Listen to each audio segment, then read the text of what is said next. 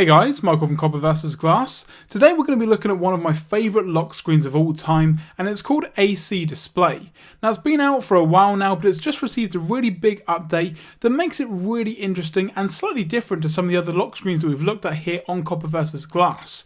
So I'm going to be going over some of the features, some of the things I like and some of the things I dislike to see if it will replace your standard stock lock screen. So let's take a look. Okay guys, so what is AC lock screen? Well, it's basically a lock screen that will replace the standard lock screen that you've got on your Android device. Now as you can see here, it's got a very minimal look to it. You've got easy access to all of the notifications that you get through on a daily basis, and it also has a really cool unlock animation that takes heavily from Google's material design. Now in terms of the application itself, there are some settings that you can go through. You've got the on and off for the actual display itself, and then up here in the top you've got the settings, and then here you've actually got quite a lot of things. So you've got lock screen, so again you can disable it or enable it, and you can also disable during inactive periods as well, because it can sometimes use a bit of battery. You've also got activate mode, and this will basically show you when it's going to activate in your pocket or if you're going to be picking it up off of the table. And what this basically does is if you turn this on and you actually move your device around, so if it's flat on a desk and then you pick it up, it's actually going to turn on the display automatically so you guys can see any notifications that you may have. You've also then got the actual notifications themselves, and these borrow heavily from the lollipop feature of priority notifications, so you can set certain things to show and not show as and when you need. You've then got the interface, and again you can add a ton of different things here, including wallpapers, backgrounds, changing the actual size of the notification icons, and you can also change certain things like overriding system fonts, so the actual app will use its own fonts. And then you've also got the circle color and background color, which as I showed you at the start with the material design, you can change all of that. So if I change the circle color to, for instance, a nice blue, just by moving this around to say there, move that up, it's going to change it from white to blue. I can then click OK, and then background circle, I'm actually just going to change that to black, and again click OK.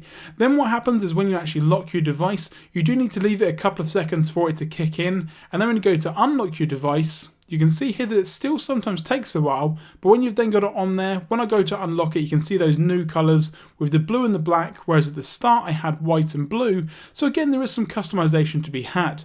Now as you saw there, the actual lock screen itself isn't always 100% in terms of actually activating, which is one of the problems I've found with many third-party lock screens. They just sometimes don't work. They do kick in eventually, but it can sometimes take some time, which isn't necessarily the best thing in terms of security.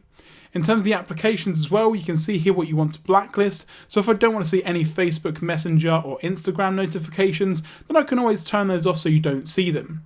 You've then got a more option down the bottom where you can do it for only charging, change some of the privacy options and things, and also double tap to sleep, which unfortunately doesn't work on the home screen. As you can see, if I double tap, nothing happens. It only works when you're on the lock screen. Now I found that this is actually quite handy, but one thing that I would say is you can't double tap to turn on, which is a bit of a disappointment. But if you are on your lock screen at any time and you double tap the display, it will then automatically turn off. Now I'm not sure just how handy that is, but it's good that it's actually in the settings if you do want to use it. But overall, it is a great lock screen, but there are some flaws, which is kind of what I'm going to be going on to now.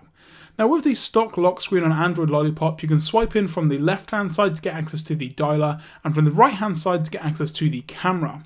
Now with AcDisplay, unfortunately all you get is a lock screen with notifications. So again, if I go back into the lock screen here, which again is going to take some time to come up, you can see that if you swipe in from any direction, nothing's going to happen, which is definitely a bit of a disappointment. You've only got the option here to unlock.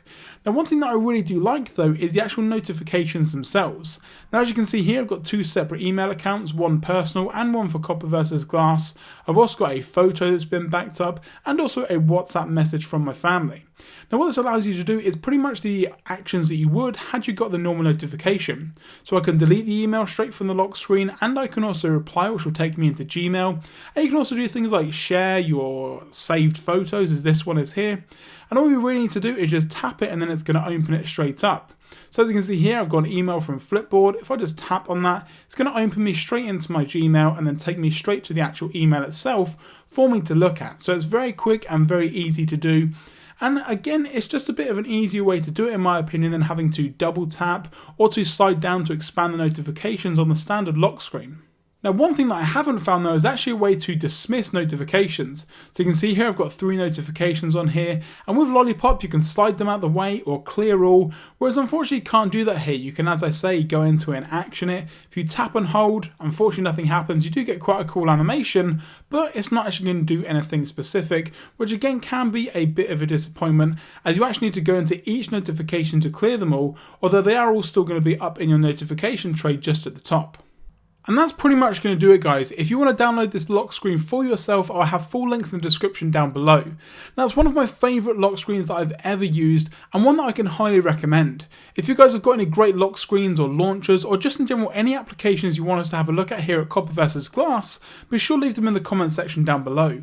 If you enjoyed this video, be sure to give it a thumbs up, and if you want to get some more great content, don't forget to subscribe.